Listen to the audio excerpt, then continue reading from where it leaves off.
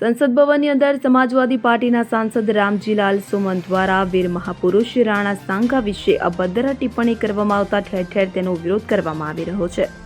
ત્યારે હવે અમદાવાદ જિલ્લાના સાણંદ શહેરમાં પણ સમાજવાદી પાર્ટીના સાંસદ રામજી સુમને કરેલા બફાટને લઈને વિરોધ વ્યક્ત કરવામાં આવ્યો હતો, જેમાં ક્ષત્રિય સમાજ કરણી સેના, રાજપૂત વિકાસ સંઘ તેમજ મહારાણા પ્રતાપ સમિતિ દ્વારા રેલી કાઢી સમાજવાદી પાર્ટીના સાંસદ રામજી સુમનનો વિરોધ કરવામાં આવ્યો હતો। ક્ષત્રિય સમાજ કરણી સેના, રાજપૂત વિકાસ સંઘ તેમજ મહારાણા પ્રતાપ સમિતિ દ્વારા રેલી કાઢી મામલતદારને આવેદનપત્ર આપવામાં આવ્યું હતું। સમાજવાદી પાર્ટીના સાંસદે આપેલા નિવેદન કે જે સમગ્ર હિન્દુ સમાજના લોકોની લાગણી દુભાવે છે કે જેથી સમાજવાદી પાર્ટીના નેતા રામજી સુમનનું સાંસદ પદ રદ કરવાની માંગ સાથે આવેદનપત્ર આપવામાં આવ્યું હતું અને જો આ માંગ સ્વીકારવામાં નહીં આવે તો આગામી દિવસોમાં ઉગ્ર આંદોલન કરવામાં આવશે હોવાની ચીમકી ઉચ્ચારવામાં આવી હતી।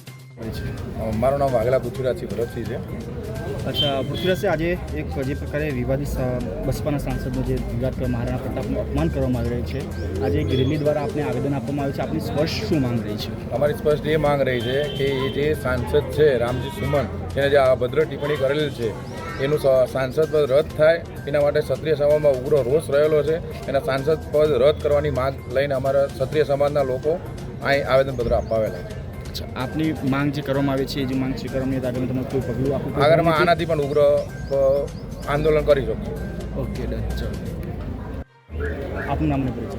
હરપાલસિંહ ખોડા, રાજપૂત વિકાસ સંઘ સાણંદના પ્રમુખ તરીકે જવાબદારી છે।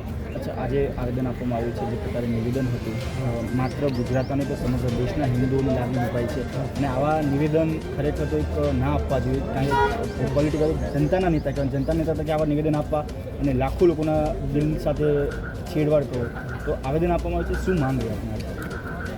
મુખ્ય માંગ તો એ છે કે જે એમણે રામજીલાલ જે છે સંસદ સભ્ય સપાના, એમણે હિન્દુ હૃદય સમ્રાટ મહારાણા સંગ્રામસિંહનું અપમાન કર્યું છે, એના માટે થઈ અને સમગ્ર તાલુકાના હિન્દુ પ્રજા આજે આ આંદોલન આપે છે અને સરકારશ્રીને ધ્યાન દોરે છે કે આવા પ્રસંગો ફરી ના બને અને આ સંસદ સભ્યનું સભ્યપદ રદ થાય અને એમની સામે કાયદાકીય જે એક્શન લેવામાં આવે એ લે અને ફરીથી આવી ચેષ્ટા ના કરે, આવું કોઈ ક્ષત્રિય કે રાષ્ટ્રવીર જે છે એના વીર કોઈ બોલે નહીં, એના માટે અમે આ આવેદનપત્ર આજે આપ્યું છે, જે સરકારશ્રીના ધ્યાન ઉપર લાવવા માટે છે।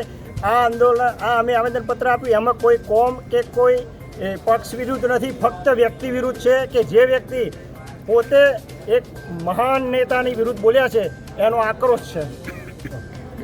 રૂસમ શેખ સાથે CN24 ન્યૂઝ અમદાવાદ। હવે જુઓ દેશ દુનિયાની તમામ ખબરો તમારી આંગળીના ટેરવે। ઉઠાવો મોબાઈલ અને ગૂગલ પ્લે સ્ટોર પરથી ડાઉનલોડ કરો અમારી CN24 ન્યૂઝ મોબાઈલ એપ।